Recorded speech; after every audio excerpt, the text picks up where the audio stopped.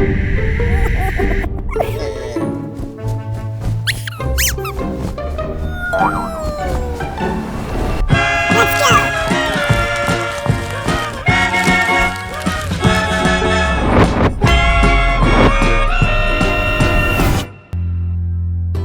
क्या है ना, कभी कभी जिंदगी में कुछ चीजें हाथ आते आते बंदूक की गोली की स्पीड से निकल जाती है और वो मुहावरा सत्य वचन हो जाता है कि हाथ तो आया पर मुंह ना लगा।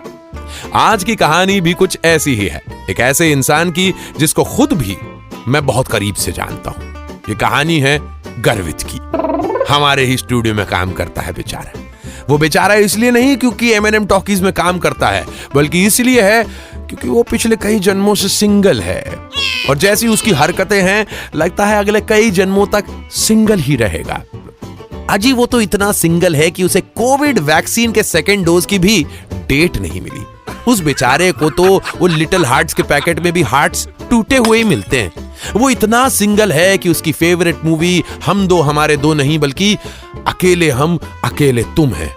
और वो इतना सिंगल है कि the only time a girl said yes is when he asked, am I really that ugly? तो ये कहानी है सन 2018 BC की। यहां BC का मतलब बिफोर क्राइस्ट नहीं, बिफोर कोविड है। BC वो टाइम है जब हम खुलकर एक दूसरे से मिला करते थे, हाथ मिलाया करते थे, गले मिला करते थे, बातें किया करते थे। लेकिन बेचारा गर्वित तब भी लॉकडाउन में रहता था और सोशल डिस्टेंसिंग का पालन करता था। अब भाई हाथ मिलाने के लिए, गले मिलाने के लिए, बातें करने के लिए कोई होना भी तो चाहिए ना। तो एक दिन सुबह अंधेरी में, अंधेरी हमारे मुंबई के एरिया का नाम है, वहां के ऑफिस आने के लिए उसने एक शेयर्ड कैब बुक की। शेयर्ड कैब बुक करने के दो फायदे होते हैं गाइस। एक तो ये कि उसमें पैसे कम लगते हैं और दूसरा फायदा सिर्फ गर्वित जैसे सिंगल लड़कों को ही पता है, वो ये कि कभी कभी इन शेयर्ड कैब में बड़ी सुंदर सी को पैसेंजर मिल जाते हैं। अब बेचारा करे भी तो क्या करे, जिसका सदियों से कभी प्रीमियम सर्विस लेने के बावजूद भी टिंडर मैच नहीं हुआ, वो तो सोचेगा ही ना कि क्या पता कि शायद सफर के दौरान कोई हमसफर मिल जाए। वैसे तो लड़कियों के मामले में गर्वित की किस्मत हमेशा से हार्ड रही है, लेकिन उस दिन उसकी किस्मत बहुत हार्ड हो गई।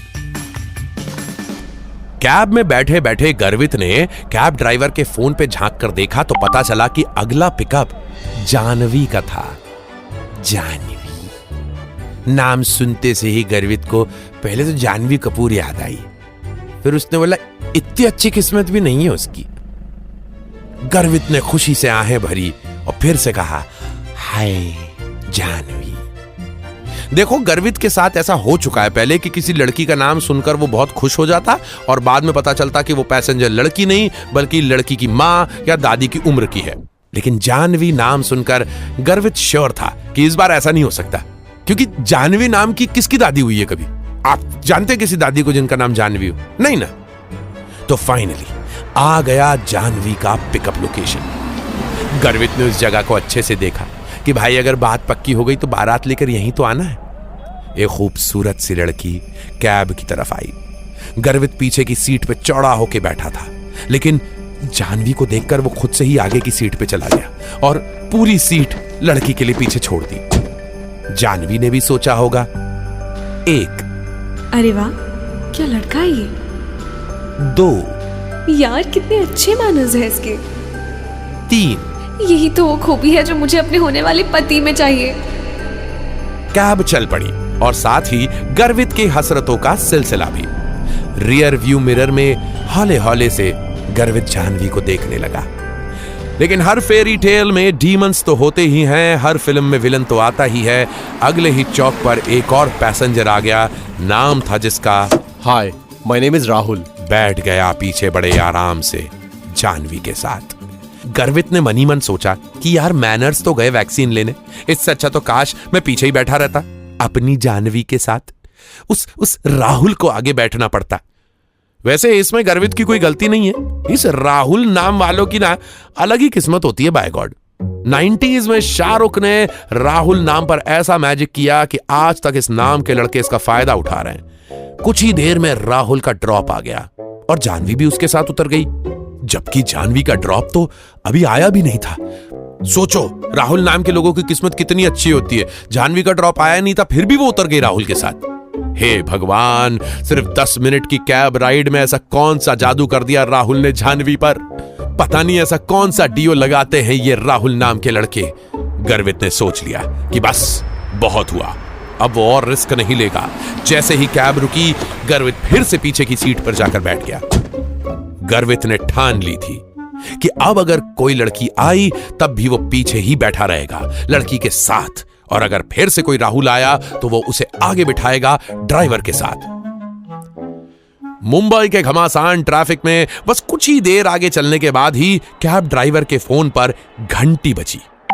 गर्वित ने झांक कर फोन में देखा और उसके दिल की भी घंटी बजी।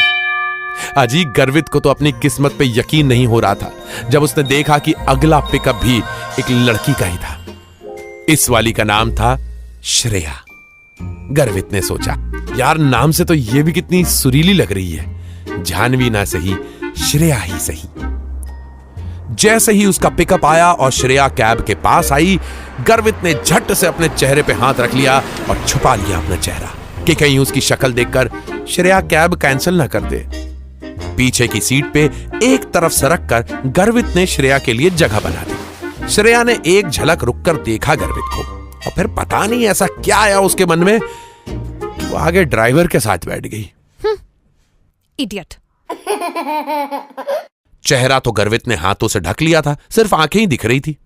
गर्वित ने रियर व्यू मिरर में अपनी आंखों को देखकर सोचा, यार ऐसी भी कौन सी दरिंदों वाली आंखें हैं मेरी, जो लड़की ने मेरे साथ बैठने से ज्यादा उस ड्राइवर के साथ बैठना सेफ समझा। वैसे इस बात का गर्वित को ज्यादा बुरा नहीं लगा, क्योंकि उसको अपनी किस्मत का पहले से पता था। आदत थी उसे ये सब सहने की बचपन से ही। उसे सिर्फ इस बात की क्यूरियोसिटी थी कि भला उस ड्राइवर की किस्मत उससे अच्छी कैसे। श्रेया उसके पास नहीं बैठी, कोई बात नहीं, लेकिन उस ड्राइवर में ऐसा क्या था कि वो उसके पास जाकर बैठ गई। खैर, जो बीत गया सो बीत गया।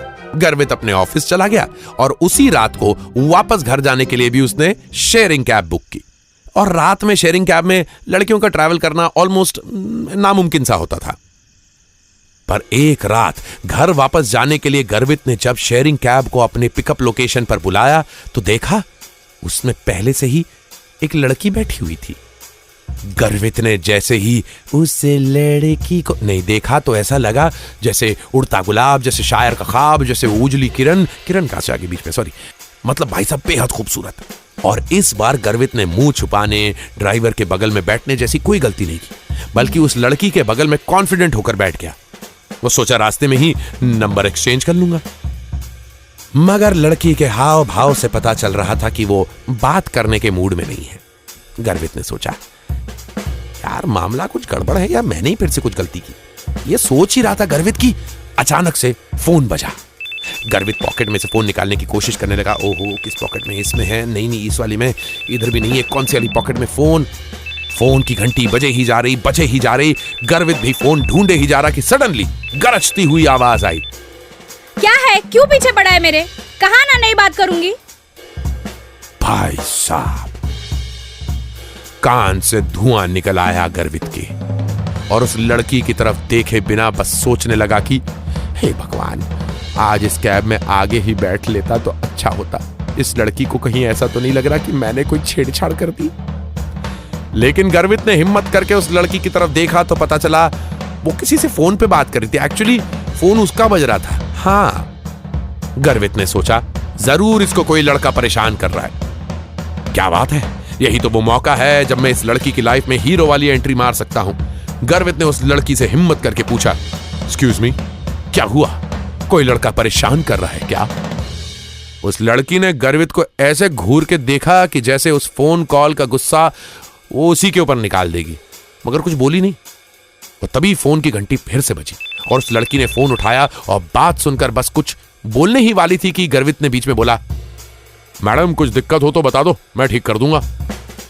लड़की ने पहले गर्वित को देखा, फिर अपने फोन को कान पर लगाकर बोली, देखो राहुल, माना कि मैं तुमसे गुस्सा हूँ, मगर कैब में लड़का मुझे छेड़ रहा है, प्लीज मुझे ड्रॉप पॉइंट पे आके मिलो। गर्वित की सिट्टी पिट्टी गुम सोचने लगा, ये सारे राहुल नाम के लड़के मेरी किस्मत में सपोले की तरह कुंडली मार के क्यों बैठे हैं? करवित ने उस लड़की से बोला, बहन जी मैं समझ गया हूँ लोग क्यों कहते हैं कि भलाई का जमाना नहीं रहा। ये कहकर उसने कैब को रुकवाया और वहीं उतर गया। आफ्टर ऑल अब उस शेयरिंग कैब में बैठे रहकर ड्रॉप पॉइंट पर मिलने वाली राहुल नाम की आफत का वेट थोड़ी ना करना था। लेकिन उस रात कैब से उतरकर घर तक पैदल आने के रास्ते में गर्वित ने यह डिसाइड कर लिया कि गुरु अब तो रोज सुबह शाम बस से ही ट्रैवल करना है। पैसे तो बचेंगे, इज्जत भी बची रहेगी और किसी राहुल के चक्कर में राहु काल तो ना शुरू हो जाएगा।